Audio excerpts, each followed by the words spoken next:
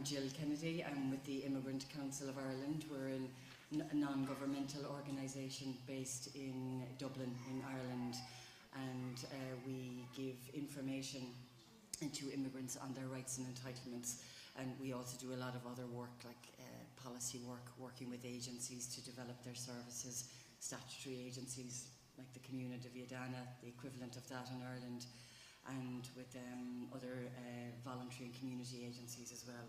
And we've been involved with the project from the not quite the beginning, but from very soon after.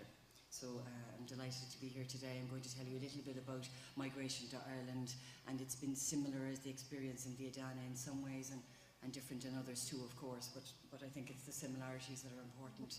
So I will tell you some numbers and some facts about immigration in Ireland, and also give you a case study of how a particular community in Ireland has worked on the issue, worked together on an interagency way, which is what the project is about, on how to improve their services to migrants in a particular local context. Okay, so I hope you find that interesting. I hope for my interpreters, I'm okay. Bit slower. What was that? Sorry. Okay, sorry. I'll take that's okay. Okay, we were established in 2002. We're an NGO, a non-governmental organisation. We are an independent law centre. We give advice to immigrants on their legal entitlements, and we can take their cases to court if necessary, which is a very important function. So we can litigate on their behalf. They need access to justice in many cases, and we provide that. We also give information on a more informal level as well in our centre in Dublin. We have a helpline for the Citizens Information Service. This is relevant. The Citizens Information Service has been, to some extent, what the one-stop shop in Viadana to be set up has been modelled on. It is a point where everyone, not just migrants, but migrants increasingly have been using the service, can go to access information on all aspects of social and life in Ireland, if you like, you know, education, employment, taxation, and then increasingly in the last 10 years on immigration matters.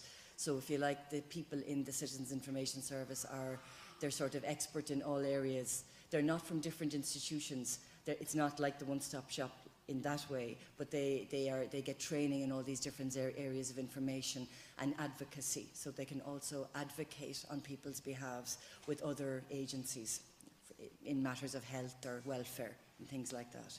So it's been a useful, I think, and when the project visited Ireland, they visited an example of one in Dublin city centre. I think that was quite useful. We also do specific work, and it's been mentioned already, in the area of gender-based violence.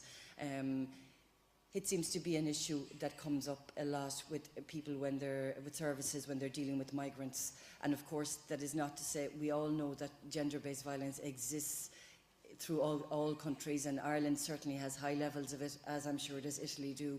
Italy too, I'm sure it's no different in the native populations.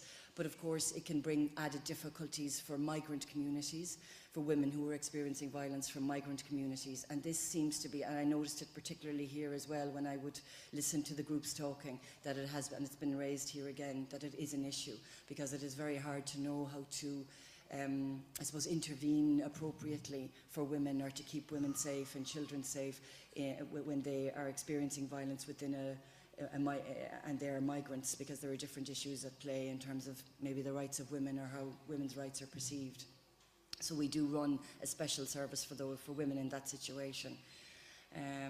We also do work on anti-trafficking, because it's become an issue with increased migration that women and girls have been trafficked into the prostitution industry in Ireland, and 95% of those working in prostitution now in Ireland are migrants. Okay, so it is a big issue. We do a lot of policy and research as well, and different issues, housing, language support for migrants, integration, schooling, a lot of different areas. And then obviously we have a communications focus as well, so we do try and change public opinion in all of these issues. So we try and lobby, you know, we do a lot of press work, and we do try and lobby for change within government, the relevant government departments as well. We have an education and training element as well. We've been talking a lot about training. I train the staff of the Citizens Information Service to give information correctly and appropriately to migrants on their situation. And we do training in other areas as well, legal training too. These are some of our publications. I know Andrea needs me to move quickly, so I won't go through them. These are just some of the publications we've done. You can see there for your own information. It's in English, so probably not much use to you, but you can see keywords, I'm sure. Okay, then some figures. In the census of 2006, yes, it's 5 years ago now, and in fact our recent census has just been completed this year, but of course no figures available yet. But in 2006, 10% of the population was of foreign descent, okay, which is a big number. It has really been 15 years, I suppose, or even less, 10 years really. So a big change for Ireland during that time. And the biggest nationality, unsurprisingly, is from the United Kingdom, but the biggest minority. So that's not surprising, given that we share an island. And that's another story. And we have many migrants then from the European Union, of course. The original European Union, for want of a better word, states, the original 15, and then from those countries who joined in the early 2000s onwards, like Poland and Lithuania, Poland in particular, an awful lot of Polish people in Ireland, then the rest of Europe, non-European Union countries in Africa, Asia, the USA, and from everywhere really. So people from over 150 countries, over 150 languages spoken in Ireland, so incredibly multicultural in a very short space of time really. So bringing up all the challenges that and benefits, of course, that it has brought also to the Via Dana area. I think very similar in terms of the process, the fastness of the change. Is this all making sense to people? Yeah?